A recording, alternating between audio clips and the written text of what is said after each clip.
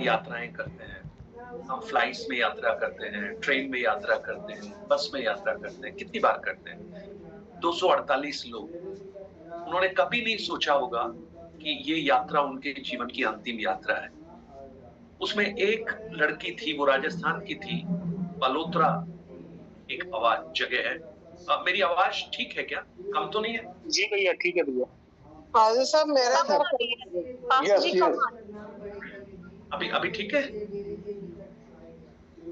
जी भैया। ओके, कम आ रही है जी, बहुत कम आ रही है। अभी कम आ रही है बस। अभी बेटर है? जी भैया। Yes yes. उनके नेटवर्क में शायद थोड़ा प्रॉब्लम होगी, कभी भी जैसे हमारे हो जाती। अभी अच्छे से आ रहा है। नहीं पास्टर जी, अभी भी बहुत कम आवाज आ रही है, एयरपोर्ट से भी बहुत कम आ रही है। चलो, वो हर जगह का नेटवर्क का इशू हो सकता है, क्योंकि अगर कम आती तो सबको कम आती, लेकिन अगर कुछ लोगों को आ रही है, इसका मतलब कहीं पे नेटवर्क का इशू है। जी भैया, अभी आजकल प्रॉब्लम जूम पे चल रही है। हाँ, ये जो लड़की है, ये लंदन जा रही थी अपने हस्बैंड से मिलने के लिए। राजस्थान की रहने वाली है और बलोत्रा राजस्थान में एक जगह है, वहां की है। हम कई बार उस नगर में गए हैं। उसकी शादी जनवरी में हुई। शादी के बाद हस्बैंड लंदन था, तो पहली बार हस्बैंड से मिलने लंदन जा रही थी, एंड शी डाइड। और देखो, हवाई जहाज कहां जाके गिरा? जहां पे मेडिकल स्टूडेंट्स रहते हैं, जो डॉक्टरी पढ़ रहे हैं। कितने लोग कितने कितने साल बिता दिए होंगे। आप सोचिए, अगर एक बच्चे को मेडिसिन में एडमिशन लेना है तो उसको कितनी परिश्रम करनी पड़ती है, उसके माँ बाप कितना उसके लिए एक्सपेंस किया होगा, कितनी एक्सपेक्टेशंस होंगी, लेकिन सब कुछ एक सेकंड के अंदर खत्म हो गया। मैं कहूं, जब इन घटनाओं को हम देखते हैं, इसलिए हमें हर दिन जब सबसे पहले उठें, हमें इस बात के लिए प्रभु को धन्यवाद देना चाहिए, परमेश्वर आपने हमें जीवित उठाया, इसलिए हम आपको धन्यवाद देते हैं। और इसलिए दाऊद भजन 3:5 में कहता है, मैं रात को लेटकर सो गया और परमेश्वर ने मुझे उठाया। It is God who raised us. वो परमेश्वर है जो हमें उठाता है। और 4 अध्याय के 8 वचन में कहता है, वही हमें रात की पहरों में निश्चिंतता से सोने देता है। हम सो जाते हैं, क्या क्या होता है हमें नहीं मालूम, अंधकार में क्या क्या चीजें होती है हमें नहीं पता, परंतु परमेश्वर हमें संभालता है। Praise the Lord. हम पिछले करीब 2 साल हो जाएंगे अभी, सुबह 6 बजे, शाम को 7 बजे आधा घंटे की प्रार्थना करते हैं। इसके लिए, हमारे लोगों की सुरक्षा के लिए। एक्सीडेंट नहीं होने चाहिए, बीमारी में लोगों की मृत्यु नहीं होनी चाहिए, अकारण कोई ऐसी आकस्मिक दुर्घटनाएं नहीं होनी चाहिए। परमेश्वर ने हमारे डीपो रूट के परिवारों को यहां तक संभाला, और मैंने देखा कि मृत्यु की अवस्थाओं से प्रभु वापस खींच कर लाया। बीना शामुल आंटी उसकी गवाह है। मृत्यु की अवस्था से प्रभु वापस खींच कर उनको लेकर आया। वैसे कितने अनुभव हमारे जीवन में है। उन परिवारों के लिए प्रार्थना कीजिए जो इस सर, इसके बीच में मैं 2 मिनट 1 मिनट की आपको गवाही दूं, 1 मिनट ज्यादा नहीं लूंगा। जैसे ही आपने ये बोला, तो जैसे ही हमारे बीएपी ड्यूटी था, सीएम को आना था, तो मेरे को रात को 11:30-12 बजे फोन किया कि सुबह 7 बजे आपको पहुंचना है ड्यूटी। तो मेरे को ऐसे गुस्सा आ गया कि मेरे को नहीं आना भाई, आप जो करोगे, सीएम आएगा, एब्सेंट लगेगी, लगने दो। तो मैं जैसे रूटीन में आया, तो जिस बस में जाना था, उस बस में जो सुबह मुकेरिया से 3 बजे 3:30-4 बजे निकलती थी, मैं उसमें नहीं चढ़ा। तो जब मैंने जलंधर आके देखा, वो बस का एक्सीडेंट हुआ, जितने हमारे मुलाजिम थे वो भी सब में, ड्राइवर मौके के मर गया, कई मुलाजिम मरे, तो प्रभु ने मुझे उसमें से बचा लिया। ये प्रार्थनाएं हमारे लिए एक सुरक्षा का कवच बनाती है। इसलिए आप लोग 6 बजे ज्वाइन कीजिए ना, और शाम को 7 बजे ज्वाइन कीजिए। आधा घंटे का समय है प्रार्थना का। आपकी प्रार्थना किसी और के लिए सुरक्षा कवच बनेगी, ऐसे ही किसी और की प्रार्थना आपके लिए सुरक्षा कवच बनेगी। हमारे चर्च में एक कैलाश नाम का एक ठेकेदार मर गया, मोना मंडी का। किससे? आज सुबह। कैलाश जी पहले वो काम करता था ना, उनको कैंसर था। कैंसर था, मुंह में कैंसर था। अच्छा, डेथ हो गया आज। ओके, चलिए। प्रभु को धन्यवाद हो, हम सबको प्रभु ने संभाला। मैं प्रभु को धन्यवाद देता हूँ और हम लोग परमेश्वर के वचन को सीख रहे हैं। और मैं धन्यवाद देता हूँ आप सब के लिए जो अलग अलग भागों से ज्वाइन करते हैं। आप सब प्रभु से प्रेम करते हैं और इसी का कारण है कि आप उसके वचनों को सीखने के लिए आए हैं।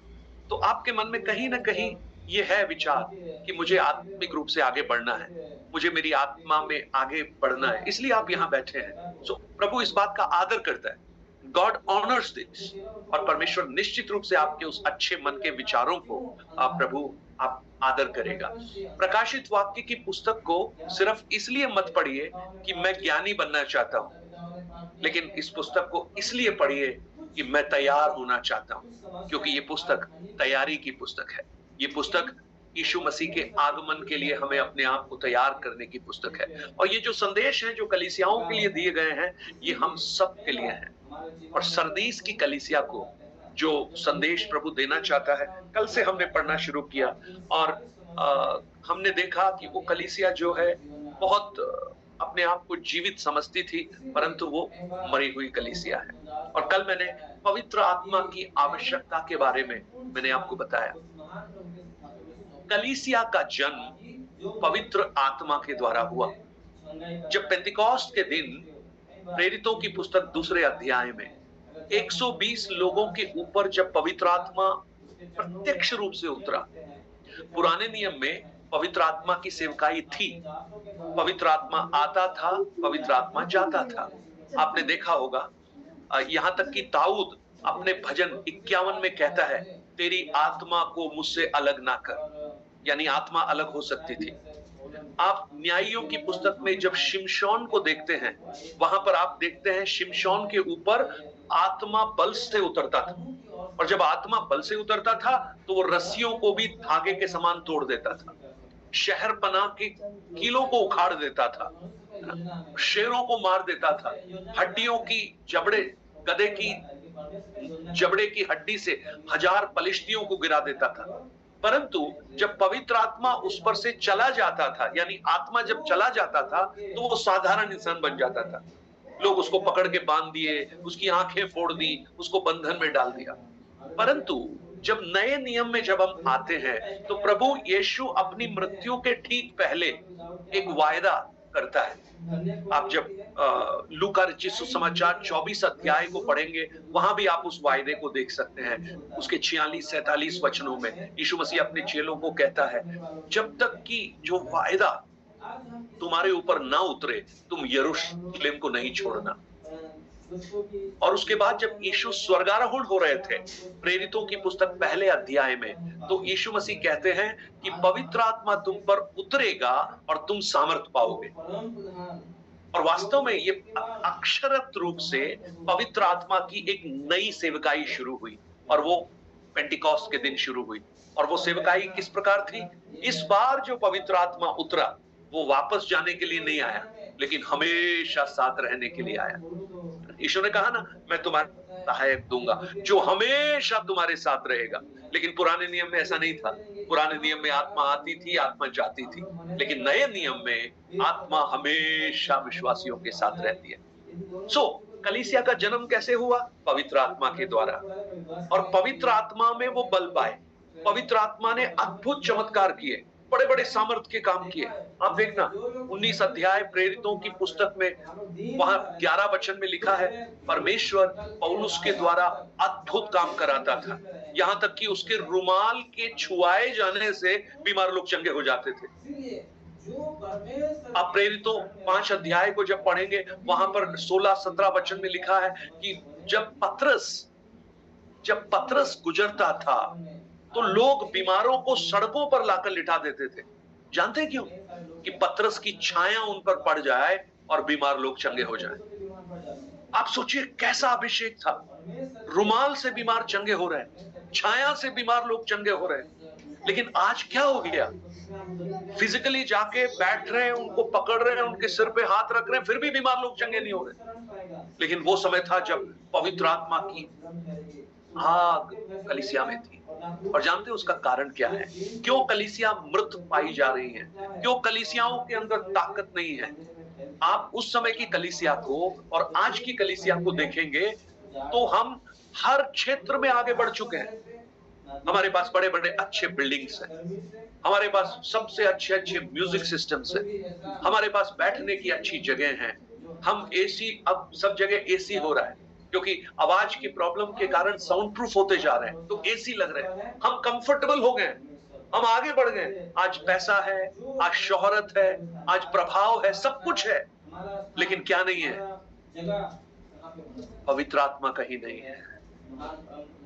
और मैं कहूं, पवित्र आत्मा के बिना अगर आप किसी चर्च को आप देखेंगे तो उसे आप चर्च नहीं कह सकते, उसे आप क्लब बोल सकते हैं। मैंने आपको कहा, चर्च कौन सी जगह है?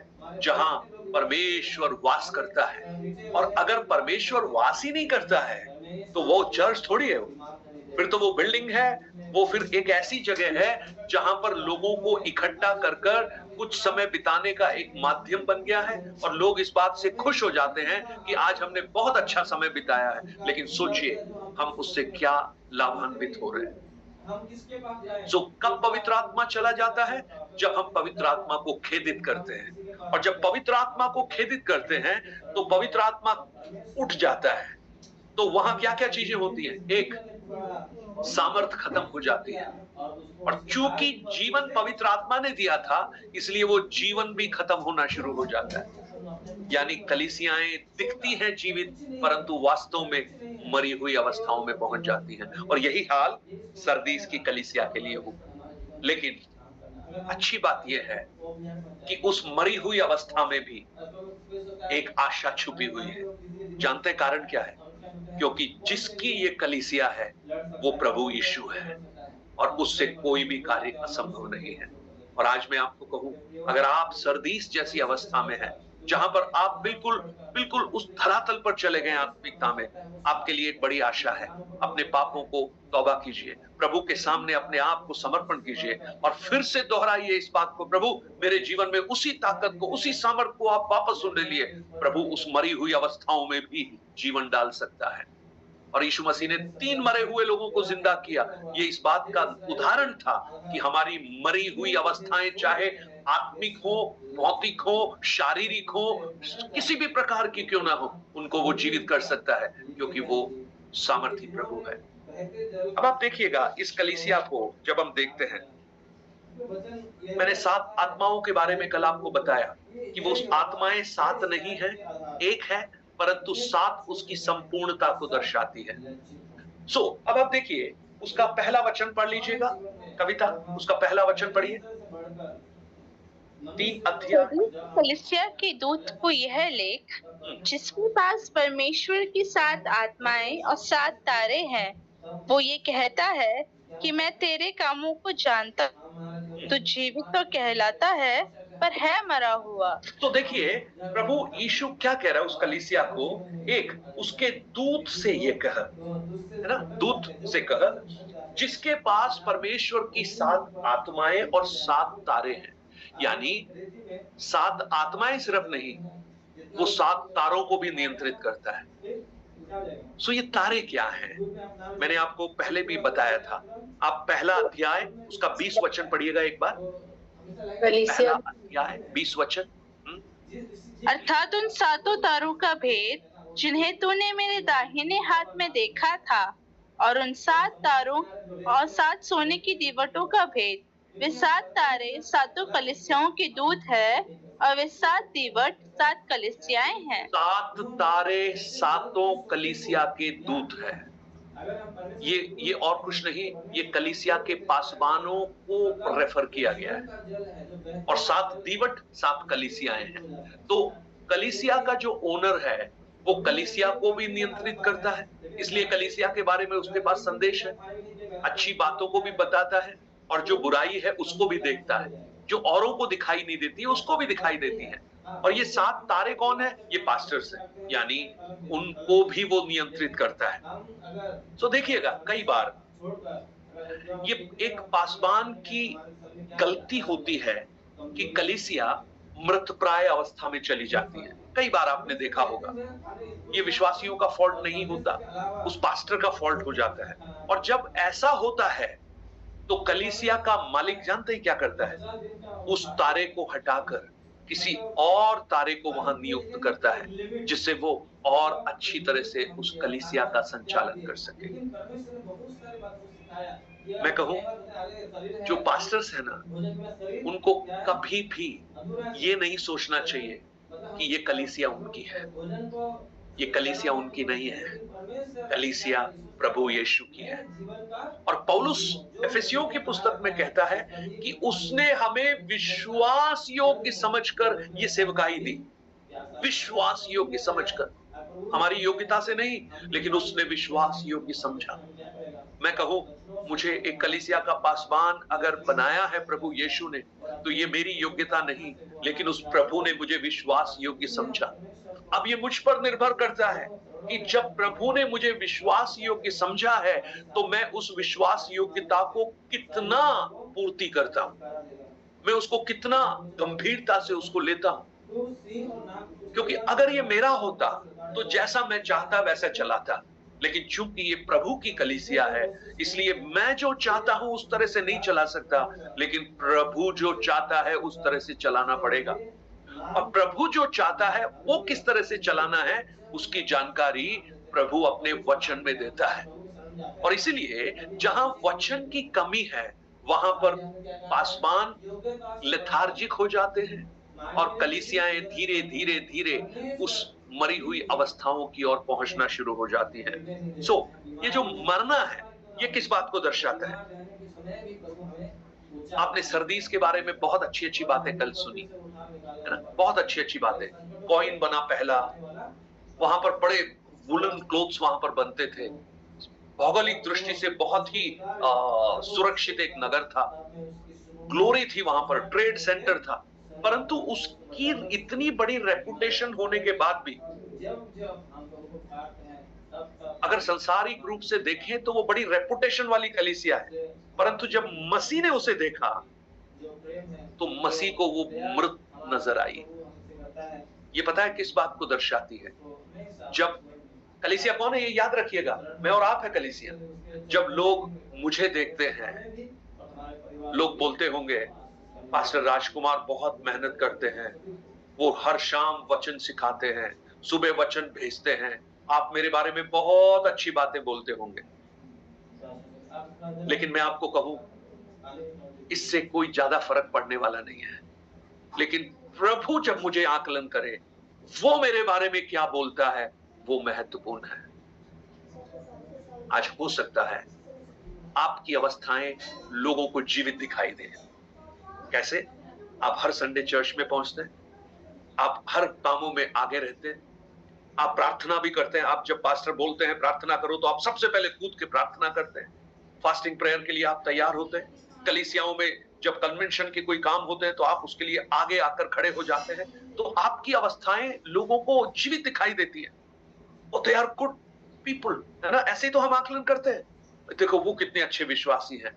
लेकिन प्रियो, एक चीज याद रखिएगा, इन लोगों की इन बातों में आपका भविष्य निर्धारित नहीं होगा, लेकिन प्रभु यीशु आपको जब देखेंगे, वो आपको जीवित देखते हैं या नहीं, ये आपके भविष्य का निर्धारण करेगा। इसलिए हमें बहुत जागरूक रहने की आवश्यकता है। इसलिए देखिए, उस कलीसिया को जो सबसे पहली बात प्रभु यीशु ने कही, दूसरे वचन को जब आप पढ़ेंगे, वहां पर लिखा है जागृत रह, बी वॉचफुल, बी अलर्ट। हम कई बार अलर्ट नहीं होते, हम वॉचफुल नहीं होते। और ये पता है क्यों कहा है?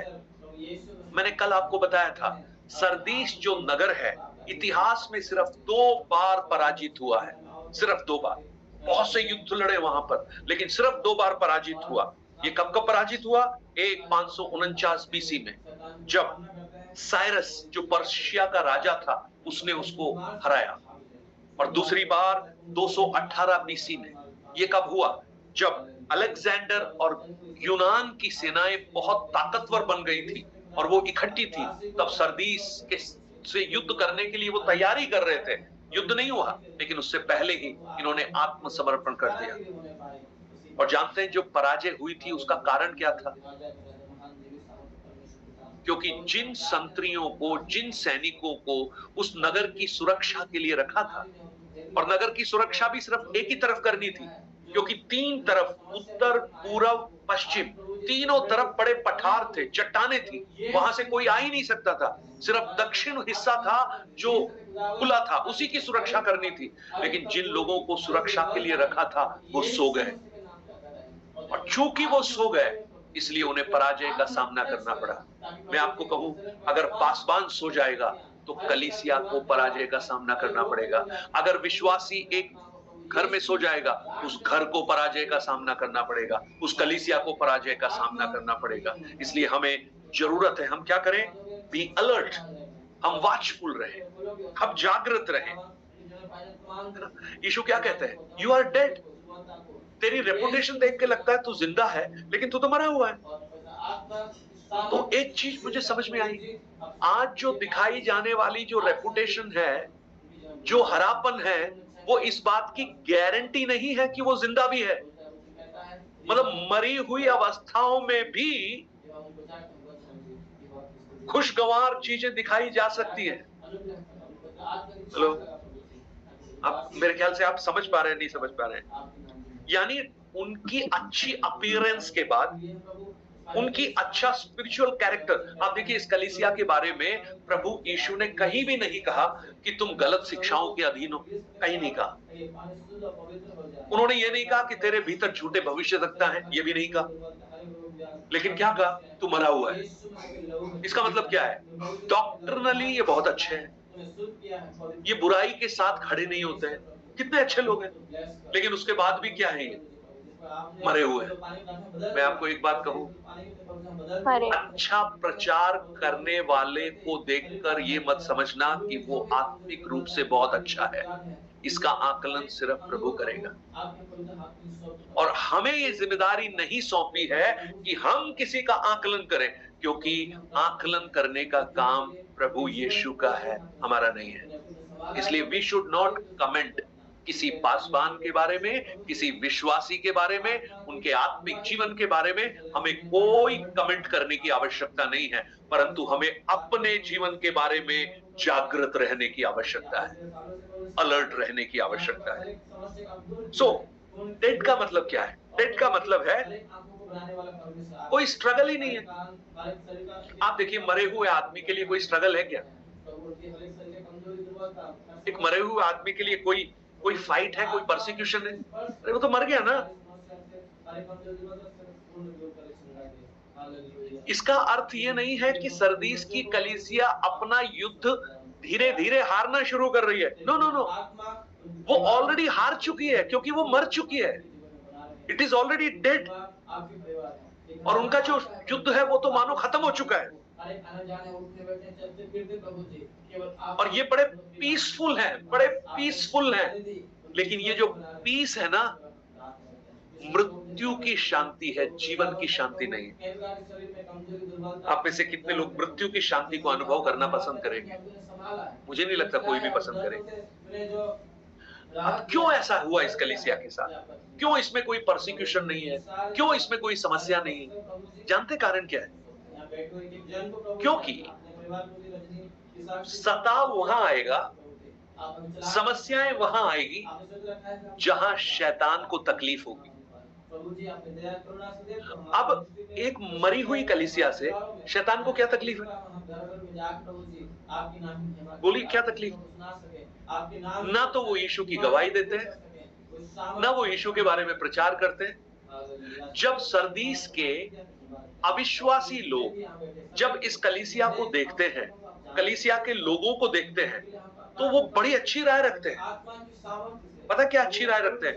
यार, दे आर गुड पीपल, ना किसी का भला ना किसी का बुरा, अपने आप में संतुष्ट है, ये किसी के लिए कोई समस्या भी पैदा नहीं करते हैं।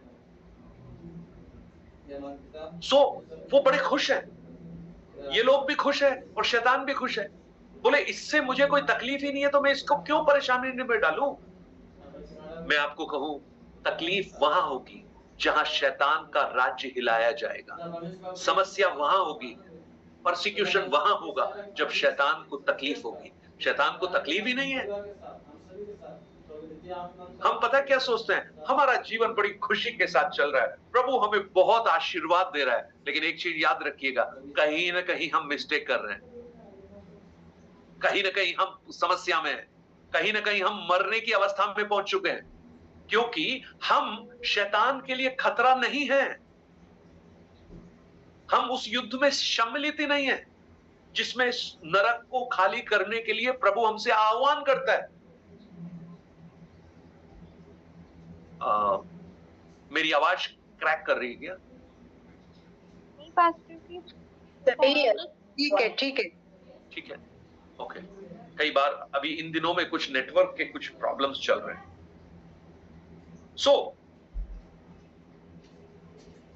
मुझे और आपसे शैतान को कोई खतरा है क्या? शैतान को कब खतरा होगा? वो पता है, हम चर्च जाने वाले, हर संडे आराधना में जाएं, वहां पे 2 घंटे बैठे, वचन सुने, प्रार्थना करें, चुपचाप से उठ के घर आ जाएं, पूरे सप्ताह हम अपना काम करें, 7वें दिन फिर चले जाएं। शैतान पता है क्या बोलेगा? यार ये जैसे चल रहे हैं वैसे चलने दो, इनसे हमें कोई तकलीफ नहीं है, ये मेरे लिए खतरा थोड़ी है। लेकिन खतरा किसके साथ है पता है? जब आप परमेश्वर का वचन लेकर लोगों को बांटना शुरू करेंगे तो शैतान कहेगा यार ये क्या कर रहा है। अगर ये वचन लोगों तक पहुंच गया तो लोग उस वचन को पढ़कर जीवन में परिवर्तन लाना शुरू करेंगे, और परिवर्तन लाएंगे तो क्या होगा? वो उद्धार पाएंगे, और उद्धार पाने का मतलब क्या है? मेरे पास से वो छूटकर कहां चले जाएंगे? प्रभु के पास चले जाएंगे। तो इसलिए वो क्या करेगा? उनके जीवन में प्रॉब्लम लाना शुरू करेगा। आप आराम से रहिए, कोई प्रार्थना मत कीजिए, प्रभु कुछ, वो शैतान कुछ नहीं कहेगा, यार क्या फर्क पड़ता है इनको। लेकिन जहां आपके घुटने मुड़ना शुरू होंगे, जहां आप देश के लिए प्रार्थना करना शुरू करेंगे, जहां आप बेदारी के लिए प्रार्थना की उस युद्ध में संलग्न हो जाएंगे, शैतान आपको समस्या में डालना शुरू करेगा, क्योंकि उसको पता है कि यहां तकलीफ हो सकती है। तो हमने क्या सोचा कि हम बड़े खुश हैं, हम पीसफुल हैं। आज देखिए हमारे आत्मिक जीवन में हम क्या चाहते हैं? शांति से जीना चाहते हैं। शैतान बोलेगा जीने दो शांति से, कोई फर्क नहीं पड़ता। लेकिन याद रखिएगा, ये शांति जीवन की शांति नहीं है, ये शांति मृत्यु की शांति है। और सरदीस की कलीसिया इसका एक बहुत ही अच्छा उदाहरण है। अब देखिएगा, अब जो सबसे पहली बात जो प्रभु यीशु उनसे कह रहा है वो क्या है? जागृत रहो। क्या रहो? पास्टर जी सरदीस की कलीसिया क्या है? अभी बेटा, अभी आपको मैं नहीं बता सकता, क्योंकि आप बीच में आए हैं, तो आप बाद में मुझसे पूछना। हम प्रकाशित वाक्य पढ़ रहे हैं और वहां 7 कलीसियाएं हैं, उनमें से एक 5वीं कलीसिया है सरदीस। ठीक है, बाद में पूछना। राइट। सो सबसे पहली बात जो कहा, जागृत रहना। ये जागृत रहने का मतलब क्या है? अगर आत्मिक रूप से हम देखें, बी वॉचफुल। आदमी जब सो जाता है ना, सोने के बाद उसको कुछ भी करो पता नहीं लगता। लेकिन अभी आपको कोई पेंसिल से मानो ऐसे मारने की कोशिश करे, तो सबसे पहले आप क्या करेंगे? आपकी आंख बंद होगी, आप हाथ लगाएंगे, किसी न किसी से प्रोटेक्ट करेंगे अपने आप को। You are alert. लेकिन आप सो रहे हैं, आपके सोने के बाद आपके सिर के ऊपर पत्थर लाके कोई टांग दे और गिरा भी दे, आपको कब पता लगेगा? जब वो गिर जाएगा और आप चोटिल हो जाएंगे। लेकिन अलर्ट रहेंगे तो क्या होगा? उससे पहले ही आप उस तकलीफ से बाहर निकल सकते हैं। तो सबसे पहली बात जो प्रभु कह रहा है उस कलीसिया को, क्या कह रहा है? Be alert. आत्मिक जीवन में ये जो सोना है ना, वो बहुत जगहों पर हम देखते हैं, और परमेश्वर का वचन हमें जागने के लिए बोलता है। अब कुछ वचनों को पढ़िएगा। एफेसियों की पुस्तक 5 अध्याय 14 वचन, book of efficiency 5:14, Romans 13:11, Romeo 13 अध्याय 11 वचन। ये 2 वचन जल्दी से पढ़ लीजिए। एफिशियंस 5:14। इस कारण वो कहता है, हे सोने वाले जाग और मुर्दों में से जी उठ, तो मसीह की ज्योति तुझ पर चमकेगी। हे सोने वाले जाग। और वो सोने वाली अवस्था को क्या लिखा है? मुर्दों में से जी उठ। और उठेंगे नहीं तो क्या नहीं होगा? ज्योति भी नहीं चमकेगी। ओके, अब रोमियो पढ़ लीजिए। समय को पहचान कर ऐसा ही करो, इसलिए कि अब तुम्हारे लिए नींद से जाग उठने की घड़ी आ पहुंची है। आप पहुंची है। समय को पहचानो। हम कह रहे हैं कि ये बार बार बोल रहा है, मैं शीघ्र आने वाला हूं, चोर के समान आऊंगा, अगर मैं तुमको जागता हुआ नहीं पाऊंगा तो। कितनी बार यीशु कह रहा है, जिसके कान हो वो सुन ले। तो अभी एक बार फिर से पढ़ लो वो वचन, कविता। इसलिए कि अब तुम्हारे लिए नींद से जाग उठने की घड़ी आ पहुंची है। आप पहुंची है। ओके, नींद से जाग उठने की घड़ी। तो मैं आपको बताऊंगा नींद क्या है और वो कैसे आप अनुभव कर सकते हैं। आपको अभी मैं कुछ पैरामीटर्स बताऊंगा, कुछ टेस्ट बता रहा हूं। जैसे टेस्ट होते हैं ना, कोरोना का टेस्ट होता है, उसमें पता लगता है पॉजिटिव है या नेगेटिव है ना। ऐसे अलग अलग टेस्ट होते हैं। तो एक टेस्ट बताता हूं, आपको पता लगेगा आप नींद में हैं या जाग रहे हैं। Test number 1। टेस्ट नंबर 1, आपके अंदर परमेश्वर की उपस्थिति के प्रति जो पैशन है वो खत्म हो गया है। ये पैशन खत्म होना क्या है? आपको प्रार्थना करने की एक भूख अंदर नहीं है। परमेश्वर के वचन पढ़ने में कोई रुचि नहीं है। और आराधना भी आप ऐसे करते हैं जैसे एक ट्रेडिशन के लिए कर रहे हैं। अगर आप ये 3 चीजें अपने जीवन में अनुभव कर रहे हैं तो आप समझ लेना आप सो रहे हैं। अब आप अपने आप से पूछ लीजिए कि मैं जागा हुआ हूं या सो रहा हूं। वचन पढ़ने की भूख नहीं, प्रार्थना करने की इच्छा नहीं, आराधना करने में कोई आनंद नहीं। एक फॉर्मेलिटी, 2 गाने गाने हैं, बस वो गाने हैं, कोई से भी ले लो। परम पिता की हम स्तुति गाएं, वही गाओ। सारी सृष्टि, हाँ गाना बहुत अच्छा गाते हैं, इसमें कोई शक नहीं है। म्यूजिक भी है, ड्रम भी बजाते हैं, बहुत बढ़िया है, ये सब बहुत अच्छा है। लेकिन क्या वो आराधना है? अगर नहीं है ना, तो मैं आपको कहूं जो रोमियो 13 में हमने पढ़ा ना, जागने की घड़ी आ चुकी है, जाग जाइए। भजन 42 का 1 पढ़ोगे ना, वहां पर लिखा है, जैसे हिरनी जल के लिए हाँफती है, मेरा मन तेरे लिए प्यासा है। Are you have a passion? क्या आपके अंदर एक पैशन है, एक जोश है उस प्रभु के पास आने का? दूसरा टेस्ट नंबर 2,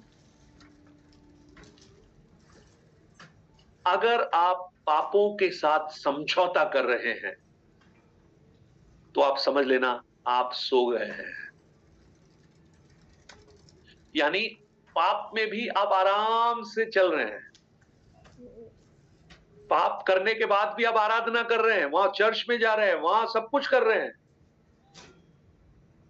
शराब पी के आ रहे हैं, फिर भी प्रभु भोज ले रहे हैं। सारे गंदे काम करने के बाद भी चर्च में सबसे पहले खड़े होकर गवाही बोल रहे हैं। मैं आपको कहूं, आप सो गए हैं और आपको जागने की जरूरत है। You need to wake up. FSU 5 का 11 पढ़िएगा एक बार। एफएसयू 5 अध्याय 11 वचन।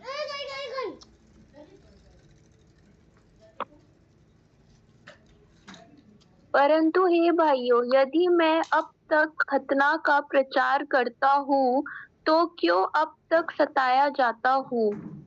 फिर तो क्रूस की ठोकर जाती रही। नो 5 का 11, और अंधकार के निष्फल कामों में सहभागी न हो, वरन उन पर उलाह ना दो। हाँ, अब आप बताइए, अंधकार के कामों में सहभागी होना ये किस बात को दर्शाता है?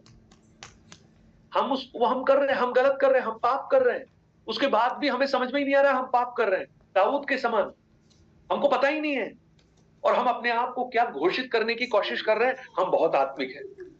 मैं कहूं, it's a sign of sleep. सो चुके हैं आत्मिक रूप से, बस वो मरने की अवस्था में आगे बढ़ रहे हैं, डिके हो रहे हैं, धीरे धीरे डिके हो रहे हैं।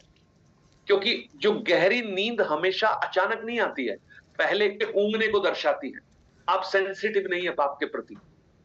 देखिए, सोच के देखिए, जब आपने प्रभु को ग्रहण किया था, मुझे याद है ऐसे ऐसे लोग आज भी है ना, जब प्रभु को ग्रहण करते हैं ना। एक बहन पिछले दिनों में आई और आके रो रही है। पता है क्या रो रही है वो? पास्टर जी, मैं कल प्रार्थना नहीं कर पाई, मैंने कल प्रार्थना नहीं किया, मुझे बहुत बहुत दुख लग रहा है। हेलो, आपको कितना दुख लग रहा है? वो एक दिन प्रार्थना नहीं किया इसलिए उसको दुख लग रहा है। मेरी मां किसी दिन अगर बाइबल नहीं बांटती थी तो वो चैन से सो नहीं पाती थी, और वो ये कहती थी कि मुझे ये वचन बांटना ही बांटना है, बिना उसके मुझे चैन नहीं आता है। कितने दिन से प्रार्थना नहीं किया, कितने दिन से वचन नहीं पढ़ा, सोच लीजिए। और उसके बाद भी अगर हम संडे को जाके आराधना तेरी आराधना सबसे आगे खड़े होके गाना गा रहे हैं, मैं कहूं आपका रेपुटेशन बहुत अच्छा होगा, लेकिन यीशु देखेगा सो रहे हैं, डेड। तीसरा टेस्ट, तीसरा टेस्ट, अगर आपको परमेश्वर की गवाह बनने में कोई रुचि नहीं है, यू डोंट वांट, आपको इस बात से फर्क ही नहीं पड़ता, तो मैं आपको कहूं आप परमेश्वर के मिशन और पर्पस से बहुत दूर हैं और आप आत्मिक रूप से सो रहे हैं। कब वो लास्ट समय था जब आपने किसी को अपनी गवाही दी? कब वो लास्ट समय था जब आपने किसी को बोला कि प्रभु यीशु आपसे प्रेम करते हैं? कब वो समय था कि जब आपने किसी को प्रोत्साहन दिया, चलो हमारे साथ परमेश्वर के भवन में आओ, आपकी परिस्थितियों से आपको प्रभु छुटकारा देगा? कब वो लास्ट समय था जब आपने किसी को मदद की थी यीशु मसीह को उद्धारकर्ता के रूप में उसे ग्रहण करना है? अगर ये नहीं है तो आप समझ लेना आप सोने की अवस्था में हैं। टेस्ट नंबर 4, अगर आप उस मसीह यीशु से इसी संसार की बातों की ही आशा करते हैं तो मैं आपको कहूं आपका आत्मिक जीवन मरी हुई अवस्था में है।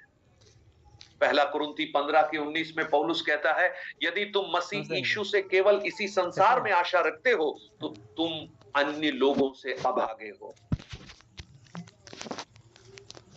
मत्ती 6:33 में यीशु मसीह ने कहा, पहले मेरे धर्म और राज्य की खोज करो।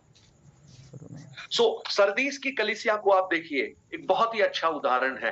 कोई फॉल्स डॉक्ट्रिन नहीं है, कोई सताव वहां पर नहीं है, अच्छी रेपुटेड कलीसिया नजर आती है। लोग अगर देखेंगे बाहर से कहेंगे यार ये बहुत अच्छी चर्च है, यहाँ पे कोई भी बुराइयां नहीं है। लेकिन यीशु जब उसे देख रहा है तो यीशु का देखना मनुष्यों के देखना सा नहीं है। वो मनुष्य बाहरी रूप को देखता है, परंतु हमारा प्रभु अंदर की बातों को देखता है। पहला शमूएल 16:7 में शमूएल को परमेश्वर ने यही कहा, तेरा देखना मनुष्यों का देखना सा है, लेकिन मेरी दृष्टि मन पर लगी हुई है, और मैंने जब मन को टटोला तो ये अयोग्य निकला। Are we dying? आज अगर प्रभु आ जाए, आज अगर हम उस न्याय के सिंहासन के सामने खड़े हो तो शायद हम बहुत बातों को बोल पाएंगे। हम बोलेंगे, प्रभु आपको पता नहीं है हमने चर्च के लिए क्या क्या किया है, हमने कितने आराधनाओं में हिस्सा लिया है, हम कभी भी डीपर रूट में हर दिन आने की हम कोशिश करते थे, आते थे, प्रभु आपको पता नहीं है। और कहीं प्रभु ये बोल दे, मैं तुम्हें जानता ही नहीं हूं, तो आप सोचिए, सोचिए। ये संदेश जो कलीसियाओं के हैं, ये हमें जागृत करे। जो फर्स्ट मैसेज, जो फर्स्ट सेंटेंस जो प्रभु ने उस सरदीस की कलीसिया के लिए कहा, बी वॉचफुल, बी अलर्ट। आज वॉचफुल हो जाइए प्रिय। कहीं हम समझौता तो नहीं कर रहे हैं और हम कह रहे हैं अरे कोई फर्क नहीं पड़ता। मैं कहूं बहुत फर्क पड़ता है। मैंने बताया था ना, फर्क बहुत पड़ता है, बहुत फर्क पड़ता है। अगर रॉकेट जो होता ना, जो मिशन पे होता है, चांद पे जाने वाला रॉकेट, अगर आप उस रॉकेट को एक पर्टिकुलर एंगल में रखना पड़ता है, उसको उस एंगल में ही जब रहेगा तभी वो चांद पे पहुंचेगा। अगर उस एंगल से 0.5 डिग्री भी, 0.5 डिग्री तो कुछ भी नहीं है, आप देखेंगे तो आपको पता भी नहीं लगेगा। 0.5 डिग्री अगर इतना भी वो डेविएट हो गया ना, तो जब वो चांद पे पहुंचेगा वो हजारों किलोमीटर दूर होगा चांद से। हमारा आत्मिक जीवन अगर प्रभु से थोड़ा सा भी डेविएट हो गया, मैं कहूं हमारा लक्ष्य हम भटक जाएंगे। इसलिए इब्रानियों 12 में लेखक कहता है, विश्वास के कर्ता और सिद्ध करने वाले यीशु को ही देखते रहे।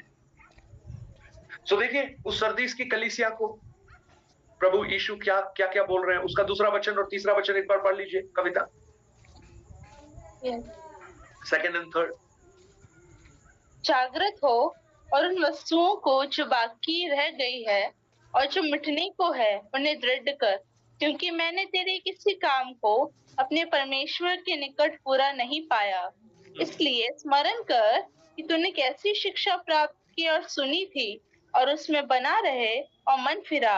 यदि तू जागृत ना रहेगा तो मैं चोर के समान आ जाऊंगा और तू कदापि न जान सकेगा कि मैं किस घड़ी तुझ पर आ पड़ूंगा।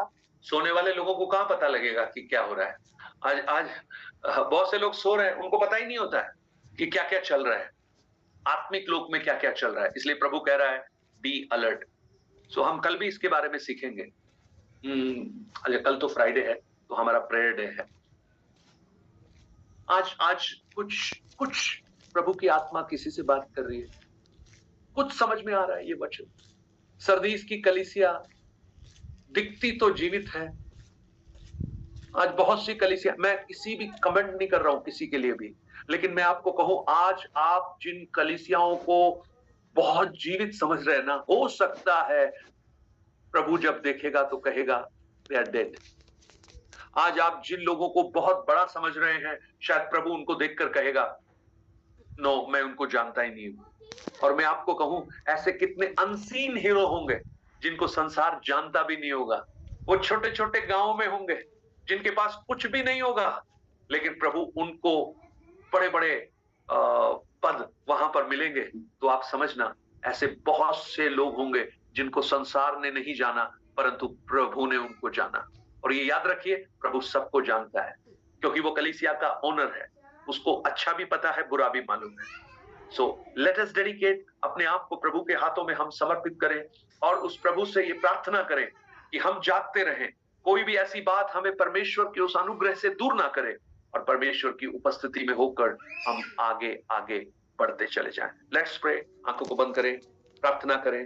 और हमारे बीच में महेंद्र